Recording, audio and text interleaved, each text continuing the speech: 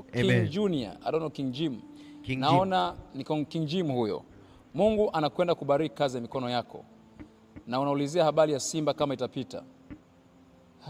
Simba. Vikombe viwili. Naona vikombe viwili.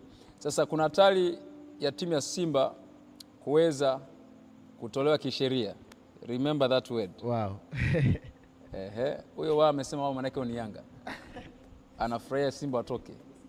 Lakini kama watatokea watu wachache wakaweza kujitokeza kwa dhati kumhitaji Mungu katika jambo hili na sio kwenda kwa waganga, Simba itashinda. Amen. Itashinda goli 4. Wow. Kwa Mkapa. Listen to me. Namba moja nimesema Simba wakiendelea kutegemea nguvu za giza watatolewa kisheria.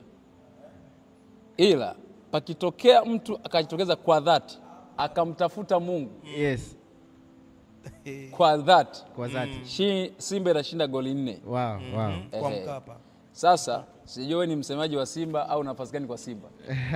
Ila akitokea mtu mmoja akauambia umma kwamba anamhitaji nani? Mungu.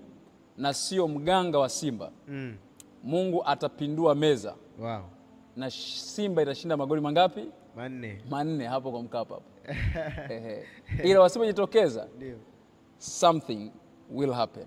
Kuna mtu huko YouTube anaitwa Belga anasema nipo Indonesia.